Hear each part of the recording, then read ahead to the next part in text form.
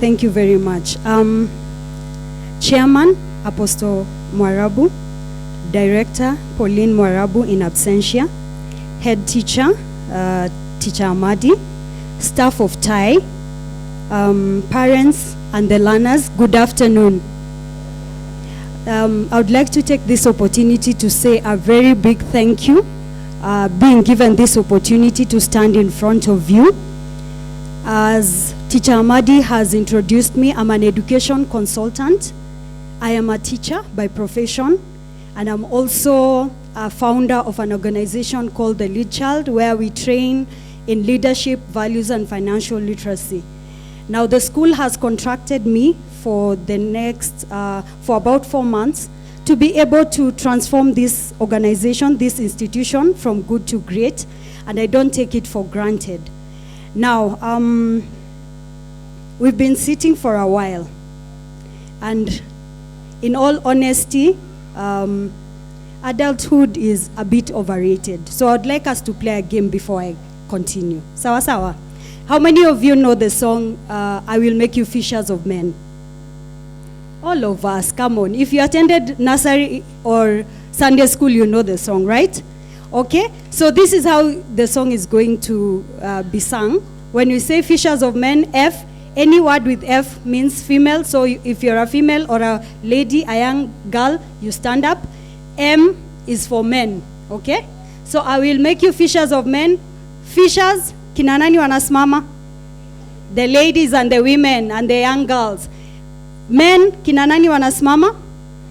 Okay? Sawa sawa. And you help me sing. I cannot sing alone. Sawa sawa. Teacher, Queen, please help me with this as well. Okay, so let's, have we understood the assignment? Sawa sawa. Okay, let's sing. I will make you fishers of men, fishers of men, fishers of men. I will make you fishers of men if you follow me. If you follow me. If you follow me. I will make you fishers of men if you follow me. Excuse me. Wale ambao hawasimami, which gender do you belong to? Okay, so we do this one more time. I have not given an excuse for anyone not to stand. Sawa sawa. If you are a lady, F is for you. If you are a man, M is for you. Sawa sawa. Let's try one more time. I will make you fishers of men, fishers of men, fishers of men. I will make you fishers of men if you follow me. If you follow me. If you follow me. I will make you fishers of men if you follow me. Thank you very much. You can have your seats. Today my assignment is very, very simple. I'm just going to talk about one thing that I would like to encourage you as parents. Apart from all the things I've expressed about myself, I'm also a mother. I have 3 children, so this, what I do, what I talk about as an education consultant, as a person who works with both institutions and children, this is very dear to me. Now, I also love telling stories. Growing up, several years back, I used to organize the neighborhood kids to do things, okay? So ni wale watoto ambao wanajulikana kama nini? What do they call them? Kierere. You're all over the place, you're doing stuff. So because of my constant organization and doing things, my dad gave me a name. He started calling me headmaster. Now, it's not because in that era there were no headmistresses, but for some reason he called me headmaster. Now, years later, I look back and I see the fulfillment of what he talked about. Now, I am not a headmistress, I am not a headmaster, but I have found myself in the education space, and I find myself over and over doing or fulfilling what my father spoke over me. Today, what do I want to talk about? Our words as parents determine their future. The words we speak over our children determine their future. Now, Reverend Kombe, as you're speaking, I was like, did he look over my notes, honestly? Because you kept on speaking about the things that I'm going to talk about, just as a reinforcement. Words are powerful. Ladies and gentlemen, words are very powerful. Every day, when you wake up as a parent, when you wake up as a guardian, you have a choice to make, whether to be your child's chief cheerleader or to be their chief critic. We have a choice to speak life or to speak death over them. Every day, you have a choice, either to lift them up or to tear them down. Every day. Our words do more than just encourage our children. Our words make them feel like a somebody who can accomplish great dreams, or like nobody who's destined as a loser. Do you want to know what your child is going to be? Parents, do you want to know what your child is going to be 5 or 10 years from now? It's a question. Do you want to know what your child is going to be 5 or 10 years from now? Look over what you're speaking over their lives. Your words will actually determine what your children are going to be. What are you saying over the PP2s? Parents of PP2s, what are you saying over them? The Bible says in Proverbs 18:21, death and life are in the power of the tongue, and those who love it will eat its fruits. Let me ask you a question. What are some of the things we say over our children? Can I give you examples? Parents, can I give you examples? Why haven't you finished your homework? You're very slow. That sum is very easy. Why did you fail? How many times do I have to teach you? Why is your plate still full? This is my favorite. Why is your plate still full? Do you know how many children are sleeping hungry? Children in Turkana don't have food. Parents, why do we tell our children this? Like if they eat or not eat, it will help the child in Turkana. You kids drive me crazy. Do you know why these examples come easy to me? Because I've uttered these words as well. I have a question. How many of us parents here prepare our children for school in the morning? Raise your hand if you do. Okay. How many of you prepare your children without screaming in the morning? Honesty is the best policy, okay? Someone asked, parents, is it possible for us to prepare our children in the morning without screaming over them? And they say the only people who are able to do that are dads. Moms are not able to prepare them without screaming. I don't know whether that is true. So how can we work at becoming better in the words that we speak over our children?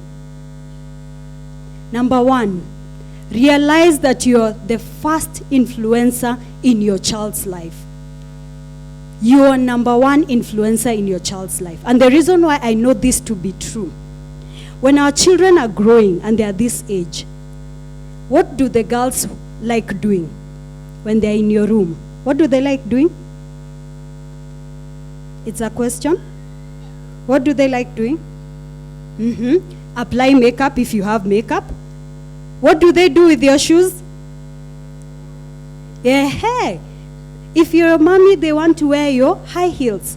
If you're a daddy, you find your son trying on your shoes. We are their number one influencer. So whatever you say is very, very important. I'd like to encourage you this afternoon. Please be wary of the words you speak over your children. If you have nothing good to say, please keep quiet. Reason being, whatever you speak becomes part and parcel of their vocabulary. Have you ever listened to children and you wondered, where did they get that from? It's because they listen to us. Children are imitators. They like to imitate what they hear their parents saying. So what are you saying over your child? You are their number one influencer. Before the teachers, you are their number one influencer. Number 2, kindly use the right words when you're disciplining your child. Do not call them names. Let them know that you're not happy because of the behavior, not because of the child. I'll give you an example. My daughter the other day told me, "Mommy, what I have told you, please don't tell Daddy." And I asked her why. And she said, because Daddy will stop loving me. And I asked her, excuse you? Why? Please ensure your children know that it is the behavior that is wrong, not the child. That you will not stop loving them because of the mistake they have done. And do you know why our children sometimes are scared of telling us the mistakes? Because of how we act and react. Okay? So kindly discipline your children in a positive way. Number 3, and the last one.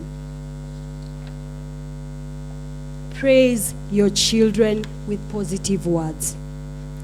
Praise your children with positive words. Now, we are all Africans here, and I get it that we were not brought up being praised. Isn't that true? Many of us. So this is going to have to be a learned behavior, something that we learn how to do, how to praise our children. Praise is a great way you can help to build your child's self-esteem. Question: what are you saying to your child? Make a conscious effort to praise their efforts as opposed to results. When they go home today, you're going to have a session with their teachers and they're going to tell you how your children did. Kindly praise their efforts.